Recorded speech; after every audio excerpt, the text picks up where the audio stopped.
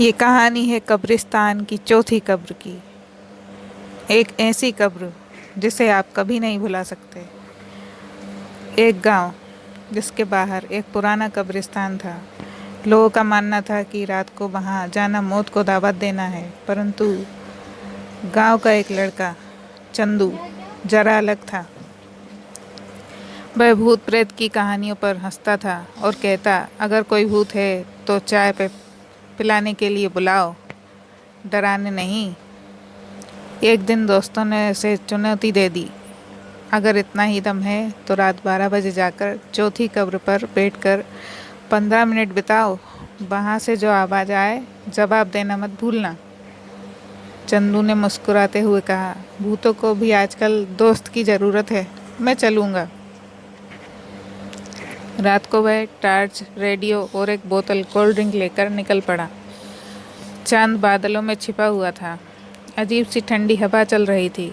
कब्रिस्तान पहुंचते ही कुत्तों ने भौंकना शुरू कर दिया, पर चंदू ने ध्यान नहीं दिया। वह सीधे चौथी कब्र की ओर बढ़ चला। कब्र पर एक टूटा हुआ पत्थर रखा था, जिस पर धुंधले अक्षरों में लिखा था, यह मेरी दुनिया है, लौट जा। पर चंदू ने ध्यान नहीं दिया। क्या बात है, भूत भी शायरी करने लगे हैं, चंदू ने हंसते हुए कहा और कब्र पर बैठ गया। कुछ ही देर में अजीब अजीब आवाज़ें आने लगी। कभी कोई बुदबुदाता, तो कभी किसी के चिल्लाने की आवाज़ आती, तो कभी किसी के चलने की आवाज़ आती, और कभी कभी कोई ज़ोर से ठहाका लगाने लगता। अरे वाह, साउंड इफेक्ट भी है, चंदू बोला और कोल्ड ड्रिंक पीने लगा। तभी अचानक रेडियो अपने आप बजने लगा। तू बैठा है मेरी कब्र पर, अब मेरा इंतज़ार कर। चंदू चौंका। रेडियो उसने बंद किया। तभी कब्र के पास की मिट्टी खुद ब खुद हिलने लग गई। उसने झांक कर देखा। एक हड्डियों का भरा हाथ मिट्टी से बाहर निकल रहा था। चंदू की सांसें अटक गई। वो उठकर भागना चाहता था, पर उसके पैर जम गए। हाथ धीरे धीरे ऊपर आया और आवाज़ आई, तू आ ही गया, अब चल वापस। चंदू डर के मारे चिल्लाया, कौन है तू?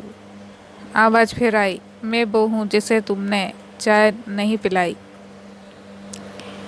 इतना सुनते ही चंदू के होश उड़ गए। उसे अपनी मजाक याद आ गई। भूत को चाय पिलाओ।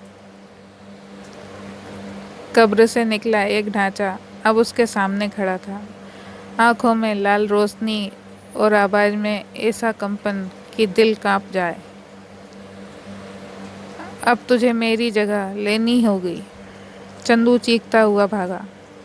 कब्रिस्तान के दरवाजे तक पहुंचते ही दरवाज़ा अपने आप बंद हो गया। अंदर से हंसी गूंजने लगी। भागेगा कहाँ, अब तू भी इस कब्रिस्तान का हिस्सा है। अचानक सब कुछ शांत हो गया।